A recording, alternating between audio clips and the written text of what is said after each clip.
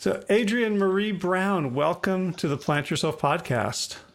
Thank you for having me, Howard. It's great to be here. I'm so excited for this conversation because I'm prepared to learn so much. Oh, good. That's great. As, That's the beginner's mind, right? yeah, and because we're gonna talk about your latest book, Pleasure Activism.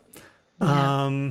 And when I asked, I saw an article about it, and I asked, I wrote to your, I guess, publisher or publicist or agent Yeah. or The team, the gatekeeper, squad. the squad. Yeah, my gatekeepers. Oh, Lord. Yeah. And so I did not know what I was going to get when I got the book. Uh-huh. That's But so great that you reached out for the interview before you even knew what the content really was. That's brave. well, I mean, I knew the two words pleasure activism, and um, I'm kind of, I'm like, I'm in favor of activism, and in a lot of really scary ways, I'm not in favor of pleasure. Like, Right. Right. Right. and Or is it not in favor or just not in practice of? well, I mean, I kind of want to get into a little bit of this because this Yeah. podcast and my practice is around helping people get healthy. And so there's this, when we follow our pleasure in a toxic environment, right? Yeah. And there's so much. I hope you have like 7 or 8 hours set aside because there's so much I want to talk to you about. But maybe we can just kind of get into it. And I'm just going to be asking all these sort of beginner questions Great. because you've this book and your work and your podcast have led me into a world in which none of my normal signposts are working. So Okay. so Wow. I'm so happy to have you as my guide here. A whole new world. And Aladdin just came out. Like, yes. You're on a magic carpet ride, Howard. Yeah. I'm grateful to be part of that carpet ride for you. Oh, and just a little aside, the initial song from that movie is kind of Yeah. racist. Yes. And Yeah. my cousin sang that. Oh, really? Yeah. Oh, what a He's- small, weird world. Yeah, he's the voice. Bruce Adler. He's the voice of He's the voice. of Oh, that wow. song. Oh, that's hilarious. So, That's an odd little thing. Well, yeah. good for you. So so something else to atone for. Yes. So I guess I'd love to. I'm going to just steal the question that you ask on your podcast because Yeah. it's so graceful and beautiful. So tell us about yourself. How did the journey of how you became you? Yeah. So the journey of how I became me, I have my origin story is my parents are a big epic love story. My parents fell in love with each other. It's an interracial couple. My dad is a Black man. He made eyes at my mom across a crowded library space at Clemson University. And they were married within 3 months and are still together. They work together. They love each other.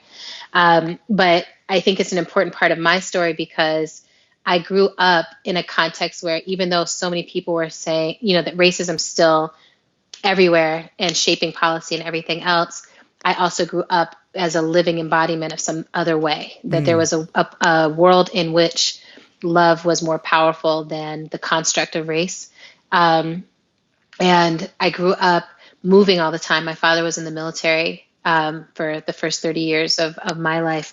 So we moved roughly every 2 years to a new place, and which meant that early on, my life was all about adaptation. What is the next adaptation that I need to be in? I am a survivor of all kinds of things. And I think like most women I know, am a survivor of all kinds of sexual traumas and sexual assaults and just like misguided sexual attention. So by the time I was like entering college, I already had a sense of there's something wrong with how gender and sexuality and sex and all of that play out in our modern world. So one of the first projects that I ever worked on was something called conscious movements, I think. And it was, we were trying to raise awareness around the HIV/AIDS crisis and the fact that the numbers were on par between Botswana and Brooklyn. And it was mind blowing to us that that was the case. And so we started doing what we called edutainment events at the time, but it was like we would do these concerts and all kinds of people, Amani Azuri, John Legend, all these artists who have gone on to do great things came and performed at these concerts. And it was one of the first, now I look back and I'm like, oh, that was actually one of my first pleasure activism things, even though it was before I knew the terminology or anything. But the concerts were always incredible and it was beautiful and people would be dancing and singing and having a great time while also steeping themselves in information around this tragic crisis. And it was, so was the goal then to sort of educate people to health behaviors, to stop the spread, so to keep themselves there was safe? some of it that was about behavior, but there was also some of it that was like, there's a reason why these patterns proliferate in Black communities, right? We were looking at the fact that like people were thinking of like, oh, this HIV/AIDS crisis is happening in Botswana, it's happening in Africa, it's happening in these third world countries. And I was like, no, it's happening here in the US. And it's happening it's just as dangerous and severe as it is in those places. But we are supposedly this first world developed nation. How is this still happening here? And it's happening because of the way that society is structured and the way that resources flow, like who has access to the information, who has access to safe sex information and resources. And that actually led me to my first job in movement space, which was with the Harm Reduction Coalition. I just got so interested in what they were doing, which was how do we reduce the harm that comes from people living their lives and engaging in substance use or engaging in sexual behavior, where abstinence may not be an option. And, one of the first aspects or tenets of harm reduction, principles of harm reduction, is that we live in a world that is actually so hard and traumatizing for people. So people are not using drugs because they're just out here like, gosh, I woke up today and just thought I'd love to be an addict living out on the street corner, like that's not how the journey goes. Usually the journey is, I am incredibly depressed and I want to escape from this moment.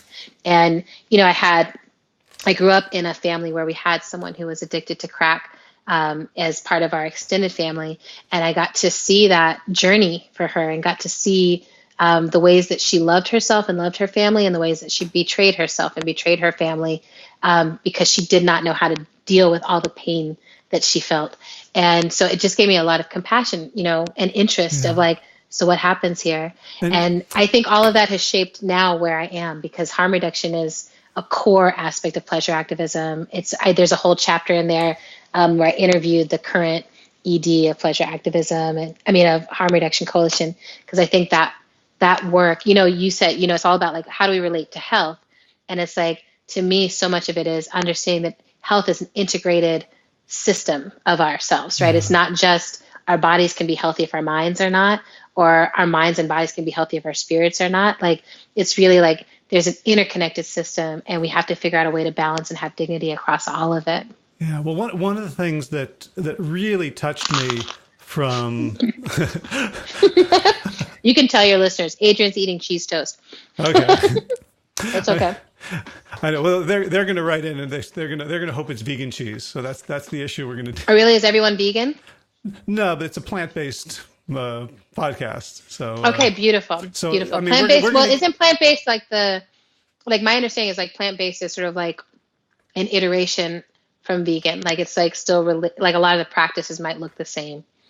Yeah, well, it's more about it's less about the ethical approach. So you might still do leather or but it's also sort of like.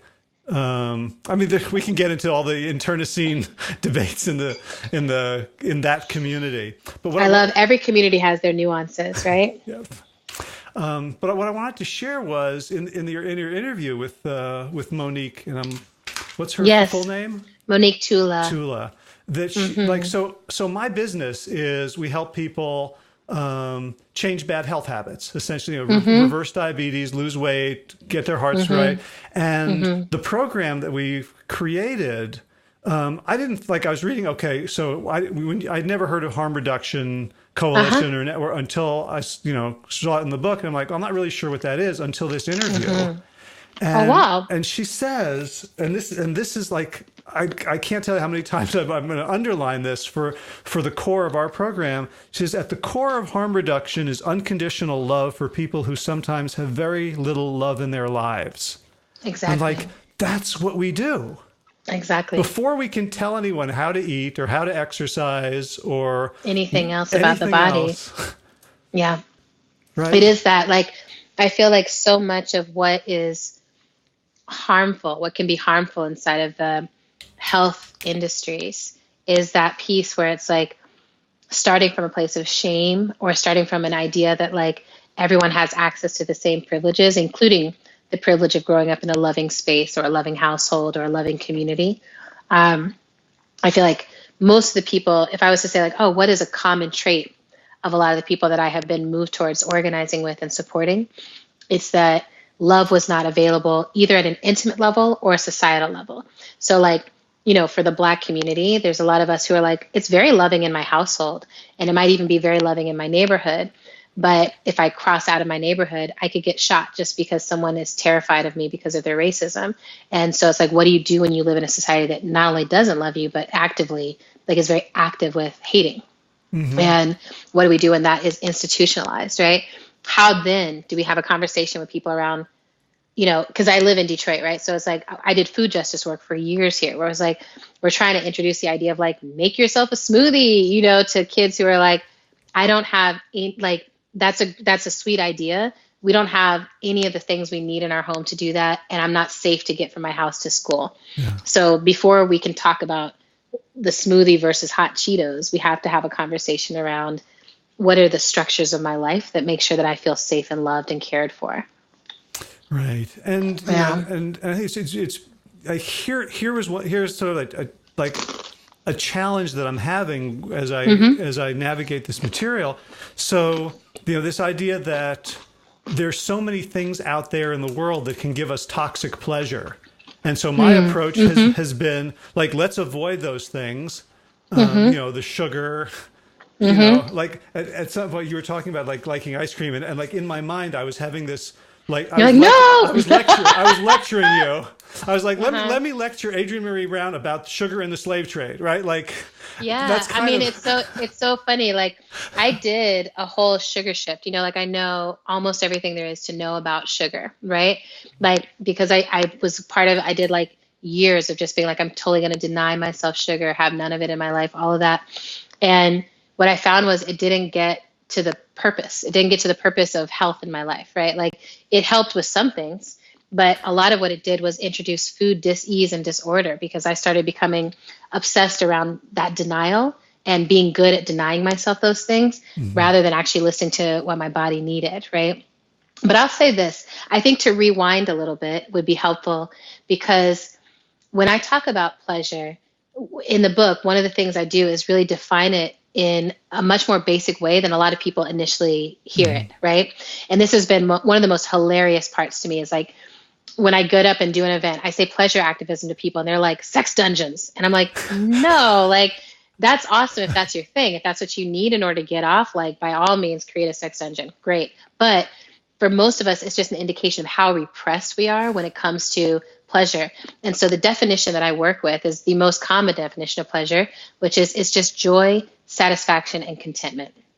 And that I it's just like happiness, right? And how often people are like totally out of touch with happiness for any number of reasons. And there's a really beautiful interview in there with Ingrid LaFleur, and she talks about pleasure principle as a lifestyle.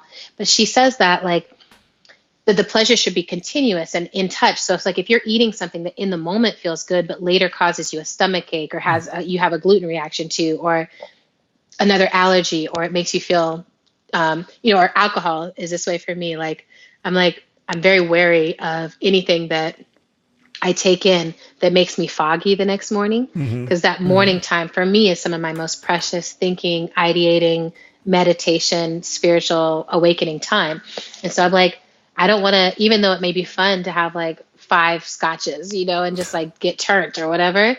I used to do that. I mean, like, it's also funny to look at like different periods of my life. Like in my 20s, that was like an easy night, right?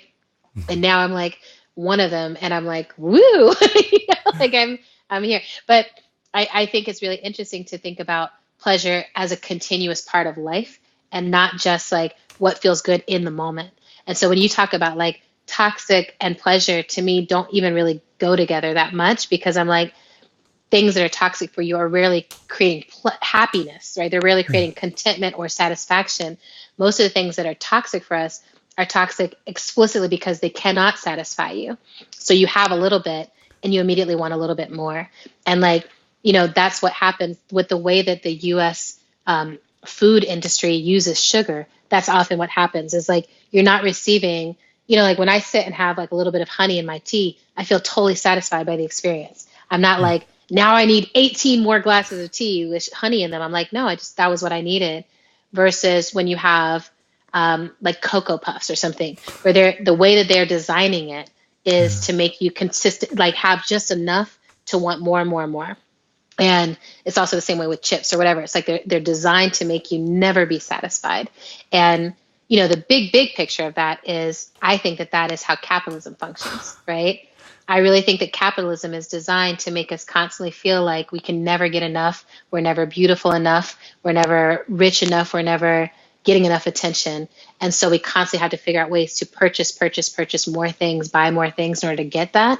And so much at the root of pleasure activism is, how do we get off of that constant greed and need journey and actually land into like our bodies are pleasure centers and pleasure systems. And if we really listen, so much contentment and happiness and satisfaction is available, and it helps guide the decisions we make, including the decision to get in right relationship with each other and the planet. And I love that word. I think you first used it on page 15, satisfiable, like as a litmus test. And to me, like that's it. It's not the substance. It's not you. It's the relationship and the context. So if I can have a piece of birthday cake on my birthday and be cool with it, but there's other things that I have a drop of, and all of a sudden I'm just jonesing for more and more. What are your things like that? Oh my gosh, you're gonna call me out in front of my audience. Oh yeah, I mean, well, you don't have to say you do it now, but well, once upon a time, long ago, what was your? Well, yeah, I mean, I avoid them now because I would say like candies, like M&Ms, Snicker just straight bars. up M&Ms. I mean, for me, studying for an exam or finishing a paper in college was a 6-pack of Coke and the Halloween-sized bags of Kit Kat. That's right. The ones you're going to give to like 50 kids. Like you're like, all the children in the neighborhood could have this, or I could just have this. Right. Yeah. I mean, that idea of satisfiable comes from one of my teachers, Stacey Haynes. And I remember her asking it in one of our classes, which is the generative somatics lineage that I'm a part of, where I've been learning about how do we drop in and center in and live from the body. And she asked it, and it was, there's that emoji of like the mind being blown. I felt like that. I was like, what? Like, I knew that most of my life I hadn't been satisfied, and it never occurred to me that generating being satisfiable was something that I could be responsible for and I could create in my life. And it's been a wild, like basically this whole year, since January, I've been in the practice of doing intermittent fasting in order to kind of shift my relationship to food. Because like I said, I'd done the sugar shifting, sugar cleansing, and was like, this works for part of my life, and then it doesn't work for a huge other part of it when I'm traveling and I'm on the road and other people are often in charge of parts of the food that I have. And I'm often going into places where I don't feel comfortable bringing the privilege of like, here's all the little small, like you have to, just for me, create this whole other menu of food. Like it doesn't work if I'm going in and working with a group of folks in a church where they're like, we have just cooked the food for everyone. That's what we do. That's how you're lucky to have some. Like, so I was like, I need to find a system that allows me to work with gratitude and be satisfiable and, have the majority of my life. Like when I'm home, I mostly am eating kale, like kale is my favorite food. I make kale chips almost every day. Or just watermelon. Like I could eat watermelon, strawberries, and kale like all day long and just be like, I'm super jazzed, right? But then I go travel, and I often will travel for 3 weeks to a month at a time. But I'm like going and doing speaking engagements and trainings and other stuff. So I was like, I need something that works with my lifestyle and that keeps me from obsessing about food. And it has felt so beautiful to land in intermittent fasting because one of the things it immediately does is highlights what it means to be satisfiable, because you have like a small window in which you need to choose the right things that will actually last until the next day. Right. And I love that idea that I'm like, oh, I get to construct for myself the right set of things. And it just is like amazing to feel what it does for my energy and what it does for my attention, because my attention is no longer all day like, what's the next thing I get? It's just sort of like, oh, during this period of time, what are the best choices I can make? But in movements, right? So for the activism part of it, I often now ask people, what are our, and this is again from somatics, we ask this, what are the conditions of satisfaction, right? Like, how will you know that this campaign has reached a place where you feel satisfied, or this social justice effort? And it's almost like if you can't do it in your body, you're only going to do it theoretically out in the world. Yes, it's very, very, very tied together. And I think, you said you've listened to our podcast. You're starting to listen to the Michelle Mascarenhas Swan one. Yeah. And, she talks about that idea too, that it's like so much of movement generation, they talk about the idea of false solutions and what is politically possible and how we get to the real solutions we need for our planet. And to me, this is one of those areas of where are we satisfiable, that we're often being told, here, we'll do carbon tax or something. And it's like, that is technically a solution, but that is not going to satisfy what we actually need to get out of this total catastrophe. Mm-hmm. It's just going to slightly slow it down, or worse, make people feel good about doing something that has no impact at all on shifting the future. Right. In fact, right? I would argue so we can't be satisfied. I would argue that a carbon tax actually buys into the mentality of commodification of the planet. Exactly. It's literally that, right? And there's so many things that we do that are like that. And even, like, I'm a big fan, like I went through a period of like, I am a big recycler. I'm a big composter. Like I'm trying as much as possible in my own life to move closer to a zero waste way of living. And it's fascinating to notice how I'm like, oh, what are the false solutions that exist even inside of that framework? That it's like, it's not enough if I just do it, right? Like there's nothing that I as a singular individual can ever do that will be enough that will satisfy what the planet is calling for from us. So my invitation to movement is always that it's like, we didn't create the problem alone. We won't be able to create the solutions alone. We have to be in right relationship with each other in community to create something that will satisfy us. And then as humans, we have to learn how to be satisfied with being in a better relationship with planet rather than only being satisfied by constant growth and new consumerist practices. Right. I'm starting to get this. It's like that the lack of pleasure, or the way you define it, is the big hole that we're trying to fill with all this stuff that can never satisfy it. Exactly. That's huge. And this is also, it's also like what we invite people to. So I think about this all the time. And like you probably experience this too, is that you're trying to invite people to health. And the idea is that, if you felt healthy, you would feel better. Right. Right. And, but a lot of the times the invitation is like so much suffering in order to get to the point that you ever feel better. Right. Yeah. And I was just with a good friend of mine whose she had a major back surgery this year. And so she's having to do all these little like awkward physical therapy training things. And it's like, she's like, I hate this. This is miserable. And I remember that when I tore my meniscus, it was like, this is miserable. I can't imagine ever wanting to do this. And like, then I had a thought of like, how would I ever make this? Oh, sorry. That was a reminder that it's time to do your Kegels. So okay. All of your listeners should all do our Kegels now. Everybody Kegel together. All right, I'm on it. Good. So, but I was like, how would I make physical therapy more pleasurable? Like, what could I do to make it feel better? Because this is what my body actually needs. And I'm in that space now where I'm like, every day there's a set of exercises that I could be doing with my pelvis, with my knees, with my core, and they would make my life better. How can I make it pleasurable to do those exercises? Because I know I, like a million gazillion people, will not continue something that doesn't at some level produce a sense of happiness, contentment, and satisfaction in me. And I'm like, if we're all like that at an individual level, then collectively that's also our shaping. And I think that's what keeps us out of movement spaces. Because a lot of times movement spaces are saying, we're all going to die. The sky is falling. The climate is falling apart. Everyone's being shot. Like, it's like everything is a total crisis. So much suffering.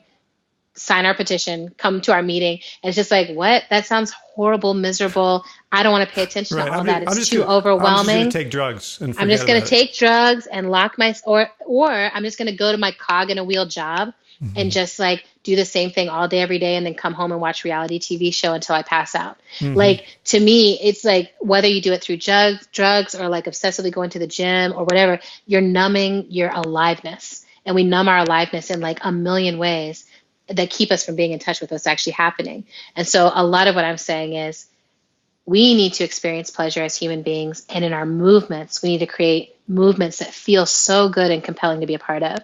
And I keep uplifting what's happening in Puerto Rico right now, because they're in this massive resistance to say we want to oust our governor. But it is the most beautiful resistance that I've ever seen. Looks it's like a dancing, party. it's song. It looks like a massive party. And the schedule includes yoga, meditation, child reading circles. Like, it's just like, that's a world we want to live in. And governance should always be moving us towards the world we want to live in. And movement should feel like and move us towards the world we want to live in. And that's it. And so I want to reflect back, like when you talked about intermittent fasting. Yeah. Like what I heard was like most people when they're intermittent fasting, and there's a lot of people, like I love it. I think just physiologically, biologically, it's an amazing thing to do. And there's a whole bunch of people that I work with that I encourage not to do it because they're doing it as atonement. Exactly. Right. But the way you framed it, you weren't looking at the negative space of like the 18 hours you're not eating. You're looking at like the 6 hours that you do eat. So so even there, you're approaching the pleasurable orientation towards it. Yeah. And for me, because so I started gaining weight in response to sexual trauma in my early teens. So by the time I became an adult, I was already basically considered overweight. And I had tried all these ways to just address the weight. And it was like slowly dawned on me, like, that's never going to happen if I haven't addressed the trauma. And so then I spent time address the trauma. And through that, I was like, I'm not actually meant to be a skinny person. Like, that's not what's calling to me. But I don't want to be obsessed over food. I can be healthier. I could have less weight, and I need less weight on my knees. So I started to be like, okay, what are some options that work for me? For me, intermittent fasting feels like freedom. It feels like I'm gifting myself hours of the day that are just completely free from having to worry about food or think about food. And then I eat what I really want to eat and love when it is time to eat. And luckily, I've made good choices in my life. So I love organic food. I love vegetables. I really could live off of roasted vegetables and kale and, an occasional, I do like bread, me and Oprah. So, but I also am like, I don't mind it being sprouted and seeded and, like I like the healthiest version of it. I really love the idea of balance also, like feeling like, what is the balance that my body needs in relationship to this planet and this place? And it's one of the reasons I've been moving more and more away from eating meat and red meat. Because again, it's like, this, in the moment, this burger or whatever is giving me this beautiful experience of food and sustenance. But then if I scale back, if I open my eyes a little wider, I'm like, the misery that goes into the beef industry and the misery that gets produced from it. And the fact that we are landing, I just came from New Orleans, and it's like so much toxicity is flowing down the Mississippi River into that delta and into that Gulf because of this meat industry. And then you start to just widen out. And it's like, a huge portion of our environmental crisis is because of these temporary pleasures of a meat experience that are actually not even what our bodies necessarily always need. So I love getting into for myself is like telescoping out until I can see a bigger picture and then trying to make a decision inside of that. So now it's like, and I'm also not like, let's all go to the Beyond and Impossible burgers. I'm like, those are delicious. And it's also a huge industry in order to make that come off. I'm like, what about dropping into actual food that you can grow from the ground? You know what I mean? I also think, I know that I would be surprised if you had read Octavia's Brood, but Octavia's Brood is the book that I put out before Emergent Strategy. And it's all science fiction from social justice movements. Right. But it's all about getting a right relationship with apocalypse, right? Yeah. And the idea that like, apocalypse is not going to leave us with a lot of room for producing stuff that we're shipping halfway around the world to eat, or these massive industries. We're going to have to be in right relationship with what we can grow and eat from the ground. And so to me, it's all like, let's just practice getting our bodies ready, whether it's this generation or the next one, for that definite reality. Yeah, there's a part of me that's like a survivalist or Yeah. Hmm. a prepper, which I don't, Yeah. I don't highlight very much in public, and it's not like, Yeah. it doesn't include like guns and ammo, Yeah. which Okay. which might be, short-sighted for a period Well, of time. it depends on like what survival, like what you're willing to do to survive. I think this is the big, like I tell people to go read Octavia Butler's work all the time because she plays with all these complicated questions of like, well, what would I do to survive? What would you do to survive? What would you do in a group of people? What would you do to protect someone that you love? Like before my sister had her kids, and I call the kids nibblings, right? And I'm like, they're the children of my sibling, and I don't have to like gender them necessarily as niece or nephew. But I talk about my nibblings, and I'm like, before my first nibbling was born, I would have said, I am a pacifist. I do not believe in violence. I feel like a nonviolent soul, a nonviolent spirit, and there's just nothing. And even though I had been through so much trauma of my own, that when other people learn of it, they'll be like, I want to kill that person. I want to harm that person, whatever. I'll be like, that's not what I want. I want that person to heal so that they don't create that harm ever again. But then when those children were born, I was like, if anyone touches this child, they're going to die. And I'm like, is that in me? Like, do I really have that in me? And I often, think about that. I'm like, if I was in a scenario in this post-apocalyptic world where it was like, how am I going to keep these babies safe? Like my responsibility is keeping these babies safe. I'm like, oh, everything changes, So I think about that. I'm like, and I think the counter question of that is, would I want to survive in a world in which the only way to keep them safe was to be committing violence? Right. Is it worth it, or is that the time when we say the human experiment has run its course and the Earth it's time for the Earth to come up with the next generation? I will say I've been some peace has entered my heart because there was this recent story that came out about this. I'm trying to remember the name of the bird now, like red-throated oriole or something like that. Basically, this bird that went extinct like 157,000 years ago, and like somehow the Earth has recreated that DNA, that process, that bird, and it has come back into existence after this long period of it being extinct. And something about that gave me so much hope for our species that like, even if we do move ourselves to the point of extinction in this period of time, that is there something inevitable about humanity that would mean that it would come back around, or that would find a way to recreate itself. And, which is basically the story of Battlestar Galactica. But I enjoy it. I enjoy the possibility of like, how do we learn as much as we can learn and like put that into the universe in a good way without being attached to the outcome that we have to be here on the other side of it? Because I think there are futures that are not worth surviving. Yeah. Yeah. And I have to say, so I do audiobooks when I garden, and oh, you do? You listen to them? Yeah. And cool. I tried Wild Seed. I would say this is about 3 months ago. And that would be a hard one to do an audiobook of. I got a third of the way into it. I'm like, I don't really connect with it. But after reading, your homage to Octavia Butler and starting and really seeing it through your eyes. I went this morning. I read. I'm blanking on the name of the story. It was a short story about the sort of using humans as from Bloodchild? Bloodchild for the eggs. Yeah. Yes. And I'm like, okay, this is about humans without agency over their bodies, and I'm exactly like I think in that story in particular, she's casting that men are being used.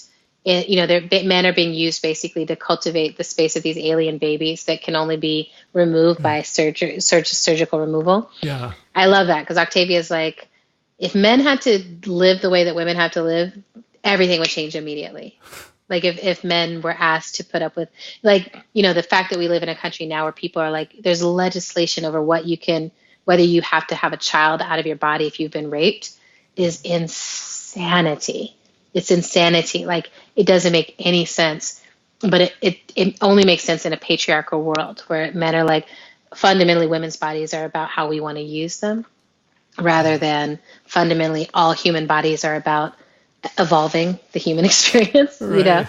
But I will say Wild Seed is my favorite of Octavia's works, and that the Patternist series is my favorite, and it's not an easy read, But the place I recommend people start with her work is the parables. The parables are very much, it's the parable of the sower and the parable of the talents. And it's basically written about this period that we're in and living into right now. And where there's actually a radical right fundamentalist president who runs for office with the slogan, "Make America Great Again," and is aligned with sort of Christian fundamentalism, like a violent, malicious Christian fundamentalism, all of which is very much like what we're in right now. And she wrote this in like the 80s? 80s. Yeah. Yeah. So it's just sort of like, oh, and my friend Toshi Reagan was also on our podcast, but she said that like, it's not that Octavia was necessarily like a prophet or something. It's just that she was able to pay attention to the patterns. Right. Yeah. Boy, if I thought the guy in the Oval Office could read, I'd be worried that he got the idea from her. No, I think that Ronald Reagan also used the slogan. I think it was like, it's been floating around, but there's something about the combination of factors. And, we're just in a different time. Like, I think most people who have been alive for more than 40 years, this president this was like an unimaginable scenario. Like, it's just like, well, we would never have a reality TV show, failed business person as a president. Like, that just is unimaginable. Yeah. And I think it shows the power of culture, right? That like people overlook that culture is constantly setting the norms. And so culture, like pop culture, musical culture, television culture, like the ways that arts culture sets the norms for all of our reality, because it's where we understand imagination and it's where values get practiced. And while many of us were like not paying attention to what he was doing in the culture, he was helping to set a norm for a very vindictive, violent, and childish culture, a way of being, and a way of like uplifting the villain, right? And being like, oh, the villain is the most interesting part of the story. Like, that's not how most stories have been conceived of or written. It's always there's a protagonist and the villain is the side character, the smaller character. And like his work has all been like, no, the villain is the most interesting central character. And even if you hate him, you're still going to give him all of your attention. This is also, right? The Breaking Bad and the Exactly. Sopranos. Exactly. Right. But it's all this fascination with like, who is really intentionally going against the goodness or the humanity or whatever. And that's so interesting. And I will say, even for me, I'm like, I don't deny my interest in those things. I think we're all interested because inside of each of us, there's a question of like, how far would I go? Like if I was unhinged, if I didn't believe in all these rules, how far would I go? And to me, so much of meditation, mindfulness practice, and being in community is about exploring those things in a safe space and then being able to return to like, I have the agency and the choice and I'm connected to something larger than myself. And so I make these better choices. Yeah. Well, I love what you just said. So like, if I didn't believe in all these rules, like from what I know about you, you believe in fewer rules than anybody. I've ever. Well, and it's very, to me, it's very much about like saying, I don't believe in the rules, and I don't believe in the rules where they are not aligned with what I believe is good. Right? Which I learned from Martin Luther King Jr. He talked about that like if a law is unjust, it is our responsibility to break that law. Right? So for a long time, I worked for something called the Ruckus Society, which trains people in doing civil disobedience and nonviolent direct action, where we feel like, oh, this law is upholding something unjust, or this policy is upholding something unjust that puts us out of right relationship with the planet, that puts us out of right relationship with each other. And I've learned so much. There's indigenous leaders in that work. There's immigrant leaders in that work. There's Black movement leaders in that work. And over and over again, I've seen like the way we get acculturated to be polite in the face of violent, offensive transgressions against humanity is our downfall right now. That it's not just, and I grew up part of my life in Germany. And so I often think about like living in a country where the reason that things were able to get to the place that they got to was not because everyone was a Nazi, but it was because there were too many people who were scared to be rude to the Nazis or to reject the Nazis or to say that is unacceptable behavior and unacceptable thinking. And by the time people started to offer that resistance, it was so late. And now we're in that same place, here in the US, where it's like you are more concerned with keeping the peace at the family dinner than intervening on racism. That's a problem. right? Like the opposite should be the case. And how do we invite people back into that, being able to feel what's right and wrong? That's the other piece of pleasure activism. If I was to say like, oh, and there's this other component, is once you drop in and you can feel pleasure, it also opens up your ability to feel everything, right? It's like, oh, if I know what pleasures me, I also know what doesn't pleasure me. I could feel a no, a clear no in my system. And I want more and more people to awaken to that boundary inside of ourselves that says, I will not stand for this. I will not let this community stand for this. We cannot have it. So that we can learn boundaries, right? Because I'm like, I don't think I'm going to be able to stop white nationalism in my lifetime. I don't think even if I give all the love in my heart out, that I will be able to change those minds. There's a different commitment there. But I know that I believe that I deserve a boundary between myself and those who wish to engage in that kind of hateful behavior, right? And so much of my work is like, where do I set the no? And this country might have to set that no in a much larger way than I think most of us have imagined. Yeah, but I'm flabbergasted at what I perceive to be the inner work that you have to do to maintain both love and a boundary to white nationalists who see you as less than human. Yeah. I mean, it helps that I have white family. So it helps that, like I think it's real. Like I can't imagine it for most of my community that I work with, which is Black organizers. If they don't have white people directly in an intimate familial setting, I'm like, I totally get why you're like, fuck it. There's nothing to be done here. But for me, I'm like, I'm friends and love family members who I know are racist and transphobic and homophobic, who I don't feel comfortable going to visit. Like, and I still love them, and I still am in their lineage with them. And some of them are very Christian, they feel like what they feel is justified by a religion, by a Bible. And I see the wholeness of those people, right? That I'm like, oh, you're a racist who's also thinks of yourself as a good person, who's also trying really hard to be a good dad, who's also, trying hard to figure out how to age well, and, all the same things that everyone else is dealing with. And I'm like, I get very curious. I'm like, even having me in your family has not shifted this deeper sense of superiority. And so I just get really curious. I'm like, how did humans get this way?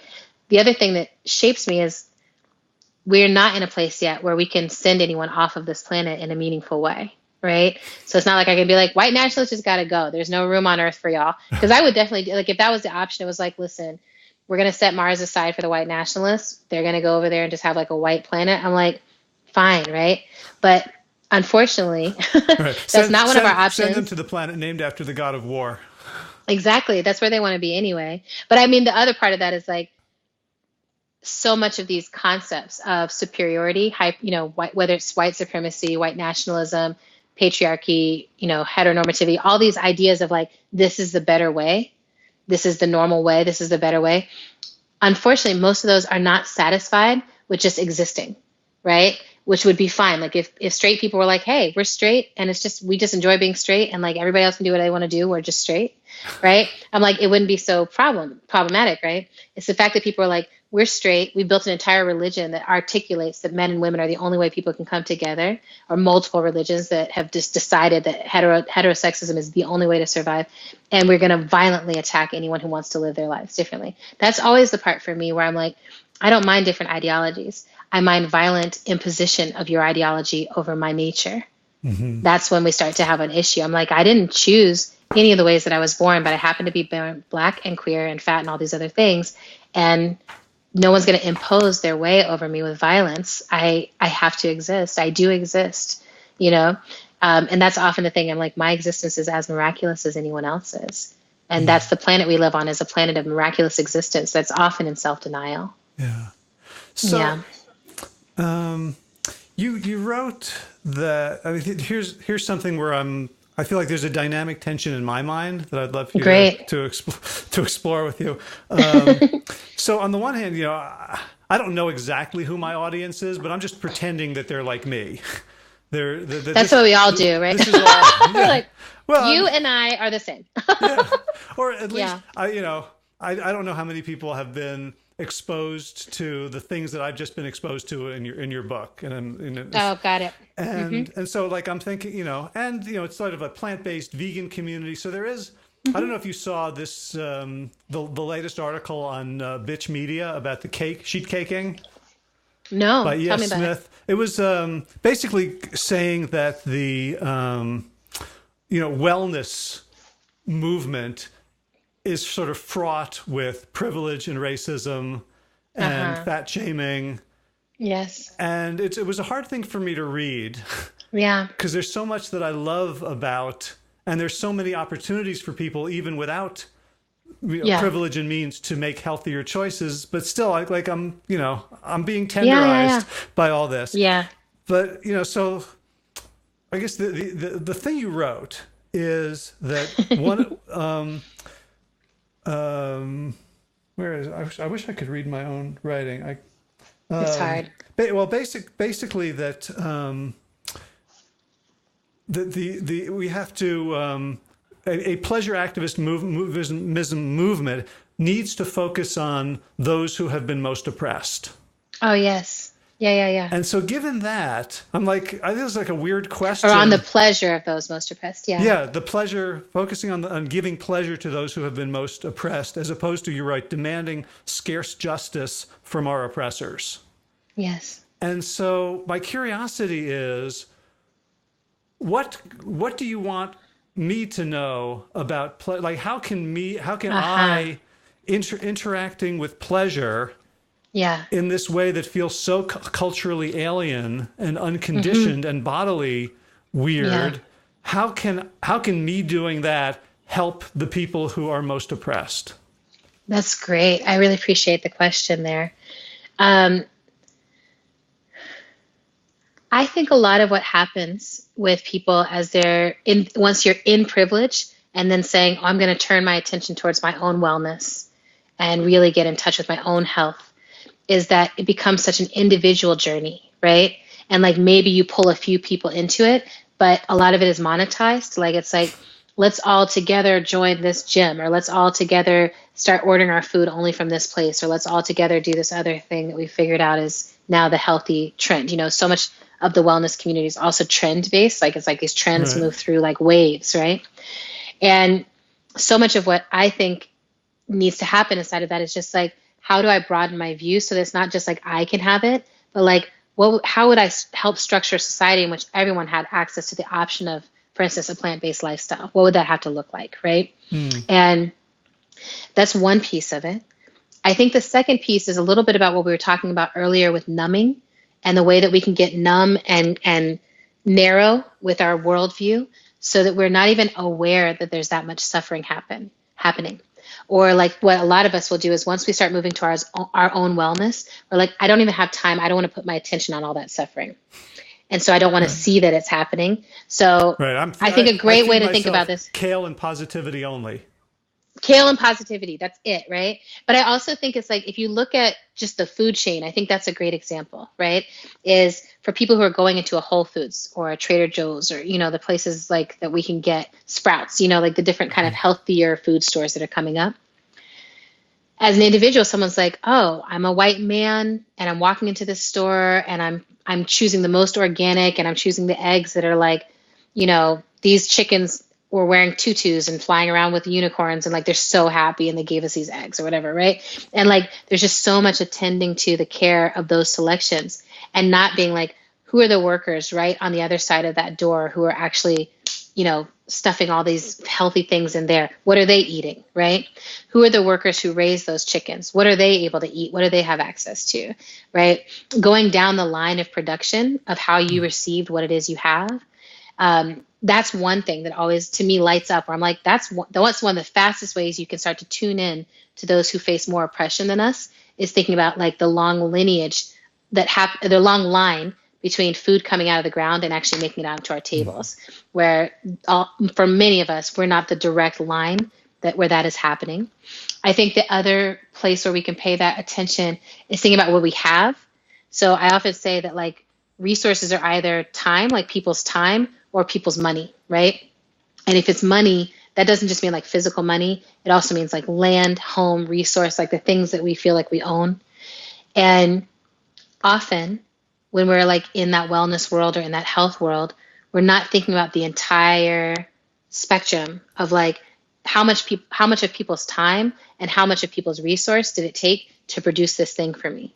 Because we're all living on this space, but some of us feel like, oh, so coconut water is a great example for me, that I'm like, how many square feet of coconut trees does it take to feed my coconut water habit? Whose land is that? Are they getting access to coconut water? Right? Have I taken all the coconut? This was this thing that happened a few years ago with quinoa, where it was like the folks who are actually growing quinoa no longer have access to it because so much of it is being sold to the rest of the world. Everyone's got to have quinoa. And so the folk, or whenever I visit Hawaii, it's a devastation because all the fruit in Hawaii is being harvested, shipped, and sold to other places. And it actually sometimes is getting shipped back, and that's what's being sold in the grocery stores there for exorbitant prices, right? Cans of Dole. Exactly, right? And it's like, oh, this is how we experience pineapples. So a lot of those, to me, becoming aware of the means of production and the journey that food is taking, or the journey that a product is taking to reach you, that's a great way to become more attuned to like, where might oppression be happening, and always trying to break down that distance between the consumer and the producer, the grower, the person who brought it out of the dirt. So my reaction to that is like, yes, and that seems like the opposite of pleasure, right? Yeah, my thing is like, that's where the activism comes in, right? I didn't call it hedonist activism, right? I didn't call it like, it's just all pleasure for everybody all the time. It really is, we all deserve access to pleasure, but given how much access some of us already have, there has to be redistribution of that access in the same way there has to be redistribution of anything else. Just like I'm not, like when I talk to very wealthy people and they're like, giving up my money doesn't seem like it'll be fun for me, right? Yeah. I'm like, it's not about it being fun for you. It's about putting you back in right relationship with community, right? And I feel the same with this, where it's like, I don't want you to not have pleasure. And I think if you're in the right communities, it actually is very pleasurable to start to tune into and build relationship with the other people who are producing that food. Like there's a stand in the Detroit, basically it's like our farmers market, Eastern market here. It's called Grown in Detroit. It gives me immense pleasure to redistribute my buying from Whole Foods kale to going to that stand where there's a bunch of Black and brown young people who like, they grew that food and they feel so proud of themselves. And I'm making sure that my resources are going straight to them. That's a redistribution model. That's me using some of my privilege to move these resources, and it's a total pleasure to experience, right?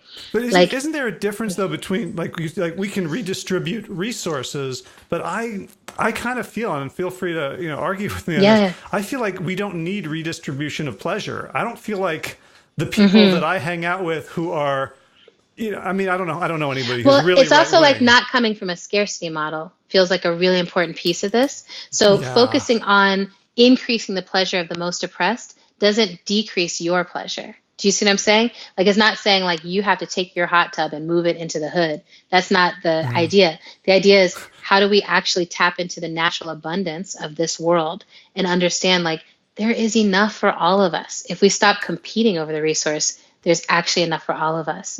And then to me, it's like, if I focus on those who have the least, and if the least have it, then everyone else is going to have it. And this is a homework assignment I'll give to you and to your readers, is a piece of writing called the Combahee River Statement. If you have never read that, it's a beautiful piece of writing that was done by a bunch of Black feminists, and I think it's really powerful. But it talks about how, because of the structures of oppression, if you look at those who have the least and you focus on them having more, then it would mean that it would necessitate that everyone else who had more also would be in that zone of having enough, right? Like, you can't give to the least without making sure that everyone along the way is having enough. And that's the idea, right? It's not taking, it's really shifting the way we think of what we have, period. That there's an abundance if we hold it collectively. And there's always going to be a scarcity if it's held individually. Right. And that if I have been socialized with a scarcity model. Right. We all have. Like, we live in America. Yeah, I get. We live in the West. I need to get good grades, and I need to get better grades because it's being graded on a curve. I need to be competitive to get a better job. So from that place, like, that's where I'm kind of like, the parts that were hard for me in the book were, you're talking about sex and drugs. and how these can be used for personal transformation. Like, I'll do all the political stuff all day. I will virtue signal. I will write tweets. I will protest. I will make the T-shirts. And like what you have to offer me is to get into a right relationship with like primal pleasure that I find very challenging and scary. Totally. I mean, I know we're at time, and so I'll just say this, and then I have to hop off because I have another one. But I will say that I wrote the book in a way that was like, I don't think that this is a fully, a perfect hypothesis yet, right? Like for me, it's still in the realm of question, that what I want is for us to live in a world in which justice and liberation feel good for people. And so that we are moved and compelled to engage in practices of justice and liberation with each other, which means we have to drop out of the punitive ways that we operate now. We have to drop out of the scarcity models that we operate now and fall back into our natural abundance and our natural way of communicating with each other, which watching children always helps me. Watching most animals always helps me to understand, like, there is a part of our nature that helps us be in this right relationship. And there's a lot that we have constructed that pulls us away from it. And an orgasm or a good high that's in a safe space, or the pleasure of, wearing a wardrobe that you love, or the pleasure of finding other people that are in your age group and talking about how do we have sex at the age of 60, or, the different practices that are in there, they're all about dropping back into that abundant and delightful world of being alive that people are like, oh, I want to live for this. And I think we have to keep moving in that direction. We know that the other direction doesn't work, So we know that like living in a world of total scarcity and misery doesn't work. So I'm just saying, like, why not try the other way? Why not try it? Right.